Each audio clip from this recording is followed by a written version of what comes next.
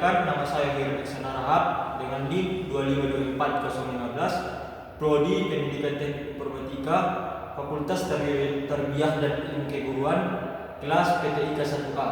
Perkenalkan, nama saya Sutanto dengan NIM 2524005 dari Program Studi Pendidikan Teknik Informatika dan Komputer, Fakultas Tarbiyah dan Ilmu Keguruan dari kelas PTIK 1A. Perkenalkan, saya Muhammad Syarifuddin dengan NIM 2524024, Fakultas Tarbiyah Ilmu Keguruan, PTIK 1A.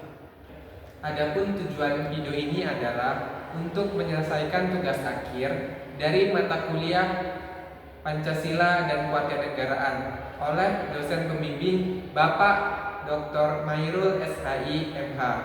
Berikut ini pembahasan dari materi kami. Adapun materi yang akan kami bawakan berjudul Supremasi Hukum dan HAM dalam Ketahanan Negara. Pertama adalah pengertian supremasi hukum. Istilah supremasi hukum terdiri dari dua kata, yaitu supremasi yang berarti kekuasaan tertinggi dan hukum berarti peraturan, aturan atau perundang-undangan. Sehingga supremasi hukum adalah aturan atau peraturan yang berada pada kekuasaan tertinggi dalam kehidupan bermasyarakat dan bernegara.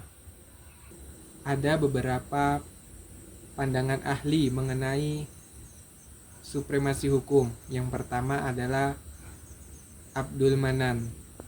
Menurutnya, supremasi hukum adalah langkah atau progres untuk menempatkan hukum sebagai yang tertinggi daripada yang lain, serta menjadikannya sebagai pemimpin yang berperan melindungi dan menjaga stabilitas kehidupan bermasyarakat dan bernegara. Kedua, menurut Charles Hermawan. Menurutnya, supremasi hukum mengacu pada tindakan untuk menegakkan dan menetapkan hukum pada posisi yang tinggi tanpa campur tangan eksternal. Hukum dapat berfungsi sebagai pemimpin atau panglima dalam melindungi masyarakat. 3. Menurut Sutanjo Wijaksubroto, ia berpendapat bahwa supremasi hukum merupakan upaya untuk menegakkan dan menetapkan hukum pada posisi tertinggi guna untuk melindungi seluruh lapisan masyarakat tanpa intervensi pada pihak manapun, termasuk penyelenggara negara. Dari pandangan tersebut dapat kita simpulkan bahwa hukum merupakan kekuasaan tertinggi dalam kehidupan masyarakat, yang mana berfungsi untuk melindungi seluruh lapisan masyarakat. Tetapi, masyarakat juga harus patuh dan menaati aturan atau hukum yang berada. Terlaksananya supremasi hukum, maka akan menciptakan ketaatan dan kepatuhan warga negara, kedisiplinan pemimpin dan penyelenggara negara, serta dapat menciptakan hukum yang berlandaskan keadilan. HAM dalam ketahanan negara. Pengertian HAM menurut Undang-Undang Nomor 39 Tahun 1999 Asasi Manusia pada pasal 1 ayat 1. Hak asasi manusia adalah sekumpulan hak yang melekat pada hakikat dan keberadaan manusia sebagai makhluk ciptaan Tuhan Yang Maha Esa. Hak ini merupakan anugerah yang harus dihormati, dijunjung tinggi, dan oleh negara hukum, pemerintah, dan setiap individu. Ini menjaga kehormatan dan menjunjung tinggi harkat dan martabat manusia. Salah satu peran hukum adalah sebagai sarana penyelesaian konflik, masalah, maupun sengketa. Juga berfungsi sebagai alat pengendali sosial dan instrumen rekayasa sosial. Menurut Sudikno Mertokusumo, terdapat 3 elemen penting dalam penegakan hukum. Yang pertama, kepastian hukum. Yang kedua, kemanfaatan. Yang ketiga, keadilan. Materi selanjutnya akan disampaikan oleh teman saya. Baik, adapun permasalahan yang terdapat dalam pembahasan kali ini, yang pertama yaitu tangkap tangan yang dilakukan oleh seorang oknum polisi ataupun anggota kepolisian yang tidak memiliki tugas lalu lintas. Nah, perlu kita ketahui bahwa tangkap tangan adalah tertangkapnya seorang pada waktu sedang melakukan tindak pidana ataupun dengan segera sesudah beberapa saat tindak pidana itu dilakukan atau sesaat kemudian diserukan halayak ramai bagi orang yang melakukannya. Nah, tertangkap tangan dalam konteks lalu lintas adalah ketika seorang polisi menghentikan seorang pengendara yang melakukan pelanggaran kasat mata, seperti tidak memakai helm, kaca spion, dan lain sebagainya. Nah, polisi yang dapat melakukan pemeriksaan insidental ini dapat melakukan pengaturan atau penjagaan atau pengawalan dan patroli di jalan. Nah, tetapi tangkap tangan yang dilakukan oleh seorang anggota kepolisian yang bertempat di dekat lapangan kantin Bukit Tinggi dalam melakukan operasi lalu lintas tersebut tidak adanya jadwal razia pada waktu itu. Nah, seorang dengan inisial RY ditilang di simpang lampu merah di dekat lapangan kantin. Dalam hal tersebut, inisial RY sebenarnya tidak melakukan yang namanya pelanggaran secara fisik, baik itu memakai helm, kaca spion, dan kekurangan dalam bentuk fisik motornya dan bentuk fisiknya. Nah, akan tetapi pihak anggota kepolisian tersebut melakukan pemeriksaan terhadap inisial RY yang dimana merugikan inisial RY. Nah, dalam melakukan pemeriksaan, RY pun tidak mau diperiksa dikarenakan dia tidak ada masalah tentang tidak melakukan pelanggaran secara fisik. Nah, dengan demikian pihak kepolisian memaksa inisial RY dalam proses pemeriksaan surat-surat kendaraan seperti SIM dan STNK. Nah, hal tersebut membuat inisial RY merasa tidak dilindungi secara hukum karena negara kita ini adalah negara hukum yang melindungi. RY merasa merugi karena dia tidak dilindungi secara hukum. Nah, hal tersebut membuat inisial RY tidak dilindungi secara hukum, namun motornya RY betul-betul dilakukan pelanggaran yang mana tidak memiliki STNK. Pas itu motornya pun dibawa ke kantor yang dilakukan proses lebih lanjut. Nah, sebelumnya motor RY dibawa tidak dalam lingkungan razia dan anggota kepolisian tersebut tidak memiliki surat tugas ataupun surat jalan untuk melakukan razia pada tangkap tangan tersebut. Nah, dalam kasus tersebut terdapat pelanggaran hak asasi manusia ataupun HAM yang dimana anggota kepolisian melakukan penilangan ataupun tangkap tangan terhadap inisial RY yang mana pihak kepolisian tidak dalam razia dan tidak memiliki surat tugas yang menangkap untuk menilang seseorang. Nah, hal tersebut dapat merugikan inisial RY dalam konteks finansial dan hak yang dia miliki. Nah, Undang-Undang Dasar yang mengatur tentang hak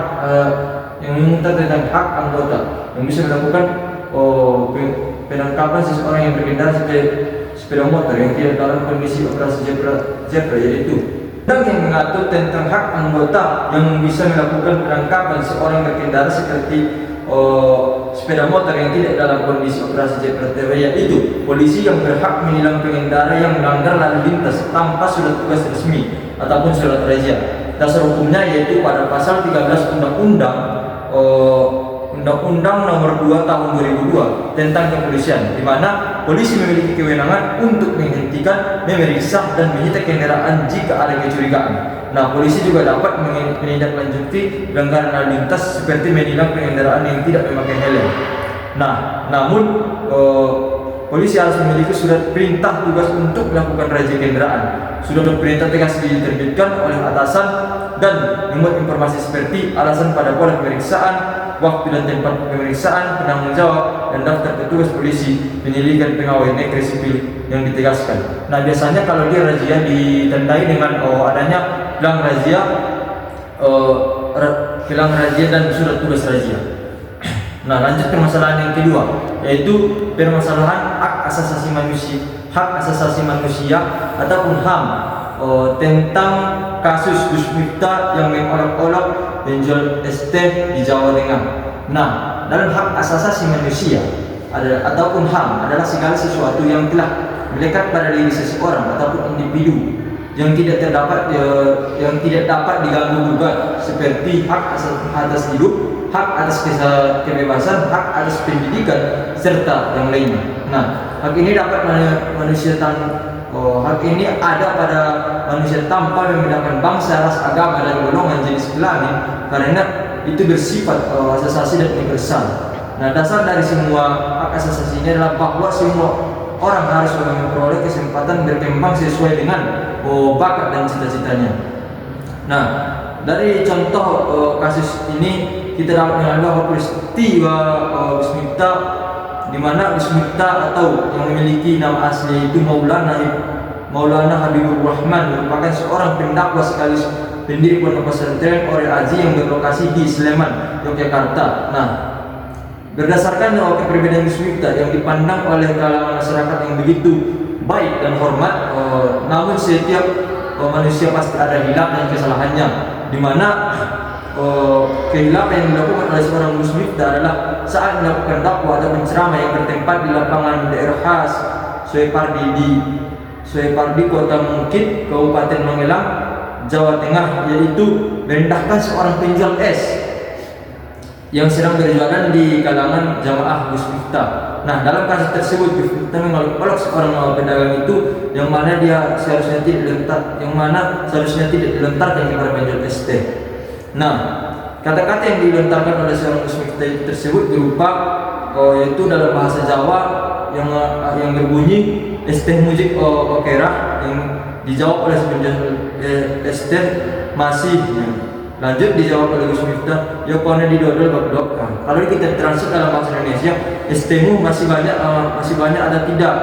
Nah, dijawab oleh penjual es masih. Nah, dijawab oleh seorang Gus Miftah, ya sana dijual babdok. Nah, itulah yang perkataan yang dikatakan oleh seorang Gus Miftah yang dipandang oleh kalangan masyarakat yang begitu terhormat. Namun walaupun begitu terhormat, manusia itu pasti mempunyai sifat salah. Nah, ucapan Gus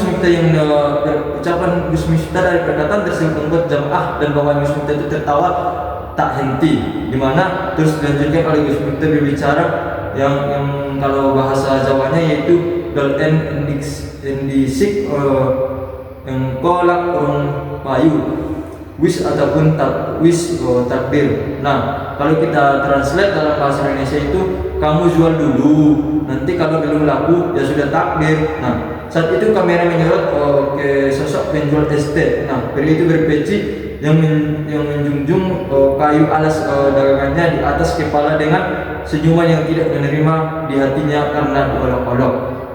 Nah, berdasarkan kasus tersebut merupakan pelanggaran hak asasi manusia di lingkungan dilakukan Gus Miftah terhadap penjual es teh, yang mana itu cerminan yang tidak baik kepada jamaah dan lingkungan masyarakat. Nah, ini dapat diserap oleh keseluruhan ataupun kalangan remaja dan lapisan masyarakat melalui media sosial. Nah, dalam hal tersebut pelanggaran hak asasi manusia yang merupakan kehormatan dan penindasan harga diri seseorang. Menurut kami, ucapan Gus Miftah juga tidak mencerminkan sikap seorang tokoh agama, yakni kini menjabat sebagai utusan khusus Presiden bidang kerukunan beragama dan pembinaan sarana keagamaan, yang mana seharusnya menjadi panutan ataupun contoh untuk kalangan masyarakat. Nah, permasalahan ini sangat menentang Undang-Undang Dasar yang telah ditetapkan oleh MPR, yaitu pada pasal 433 Undang-Undang 1 2023 yang mengatur tentang pencemaran nama baik dengan cara lisan ataupun tulisan. Nah, setelah kejadian itu Gus Miftah dengan mengundurkan diri secara terhormat kepada pimpinan negara, yaitu Bapak Prabowo Subianto. Gus Miftah mundur dari jabatan utusan khusus Presiden di bidang kerukunan agama dan pembinaan sarana keagamaan. Sekian materi yang dapat saya tambahkan. Baik, lanjutkan pada saudara saya. Baiklah, pada video kali ini saya akan melanjutkan materi, yaitu kesimpulan dari pembahasan. Yaitu pembahasan pertama tentang tangkap tangan konteks lalu lintas. Ketika polisi menghentikan pengendara yang melanggar yang kasat mata, polisi dapat melakukan pemeriksaan saat mereka melakukan penjagaan, pengawalan atau patroli di jalan. undang-undang yang mengatur tentang hak anggota yang bisa melakukan penangkapan seseorang berkendara sepeda motor yang tidak dalam kondisi operasi zebra. Operasi zebra itu polisi berhak menilang pengendara yang melanggar lalu lintas tanpa surat tugas resmi atau surat razia. Dasar hukumnya adalah pasal 13 Undang-Undang Nomor 2 Tahun 2002 tentang kepolisian. Polisi memiliki kewenangan untuk menghentikan, memeriksa dan menyita kendaraan jika ada kecurigaan. Polisi juga dapat menindak langsung pelanggaran lalu lintas seperti menilang kendaraan yang tidak memakai helm. Masalah kedua yaitu tentang HAM. HAM adalah segala sesuatu yang telah melekat pada diri seseorang atau individu yang tidak dapat diganggu-gugat, seperti hak hidup, hak kebebasan, dan hak atas pendidik, serta yang lainnya. Hak ini ada pada manusia tanpa membedakan bangsa, ras, agama, golongan, dan jenis kelamin. Karena setiap individu bersifat universal. Masalah yang dihadapi yang kedua ini yaitu oleh Gus Miftah yang tidak sesuai dengan jabatan yang beliau jalankan, yang mana Gus Miftah ini melanggar undang-undang yang telah ditetapkan oleh MPR, yaitu pasal 433 Undang-Undang 1/2023, yaitu mengatur tentang pencemaran nama baik dengan cara lisan atau tulisan.